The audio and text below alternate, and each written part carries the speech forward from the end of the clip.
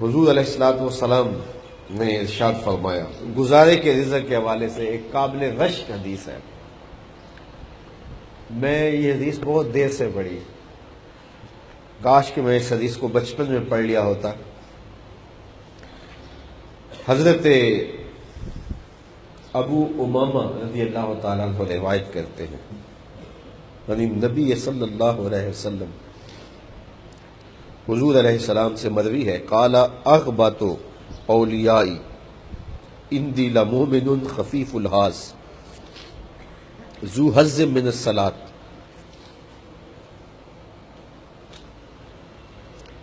احسن عبادات ربہ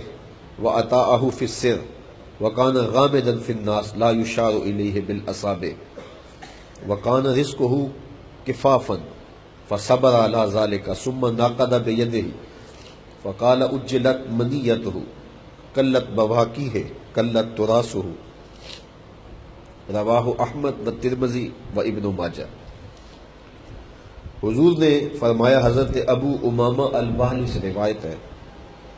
حضور نے ارشاد فرمایا، میرے دوستوں میں سے سب سے قابل رشک دوست وہ ہے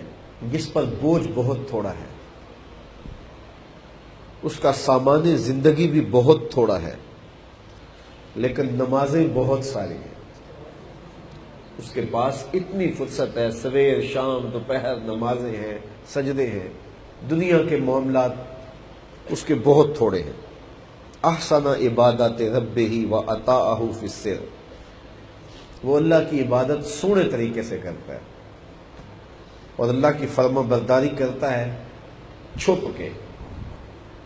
لوگ اسے جانتے نہیں ہیں، بہت غیر معروف شخص ہے۔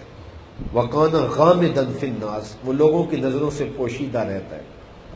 لوگ اسے جانتے نہیں یہ کون ہے۔ لَا يُشَارُ إِلَيْهِ بِالْأَصَابِعِ، جب وہ کبھی گھر سے باہر آئے یا اپنی کٹیا سے باہر آئے تو لوگ اس کی طرف اشارے نہیں کرتے، یہ فلاں جا رہا ہے، یہ فلاں جا رہا ہے، فلاں جا رہا ہے، کس کو پتہ ہی نہیں، ایک سادہ سا بے نام سا شخص ہے، بس اپنے حجرے میں، اپنے گھر میں، اپنے کمرے میں نمازیں کثرت سے پڑھتا ہے، خفیہ عبادت کرتا ہے، سامان زندگی تھوڑا ہے اور اس کے پاس کوئی بکھیڑے نہیں ہیں، زمانہ اسے جانتا نہیں ہے، بے نام سا شخص ہے۔ وَقَانَ رِزْقُهُ كِفَافًا، گزارے کی روٹی اس کو مل جاتی ہے، وقت پہ 2 ٹائم کا کھانا اس کو مل جاتا ہے۔ فَصَبَرَ عَلَى ذَلِكَ، اور وہ اس پہ صبر کرتا ہے، شکر ہے مالک مجھے 2 وقت کا کھانا مل گیا۔ ثم نقض بیدہ، پھر حضور نے ایسے چٹکی بجائی،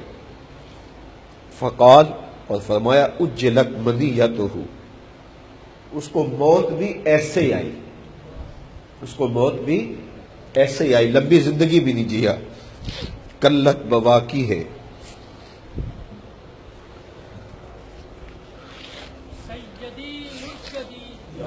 فرمایا قلت بواکی ہے،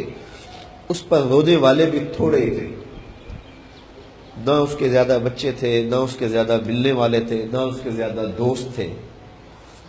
بس اکیلا رہتا تھا، تھوڑے سے تعلق تھے اس سے، روٹی گزارے کی مل جاتی تھی، ایسے موت آئی اور قلت بواکی ہے،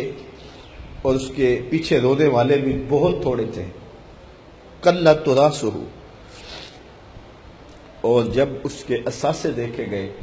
تو وراثت کا مال بھی اس نے کچھ نہیں چھوڑا، بس ایک چارپائی، ایک بستر، ایک دیگچی، ایک چولہا، مختصر سا اس کا سامان تھا۔ حضور نے ارشاد فرمایا، میرے دوستوں میں سے قابل رشک دوست دیکھنا ہے تو یہ اس کا جنازہ جا رہا ہے، دونوں جہاں تیری محبت میں ہار کے وہ جا رہا ہے کوئی شب غم گزار کے۔ تو کہا میرے دوستوں میں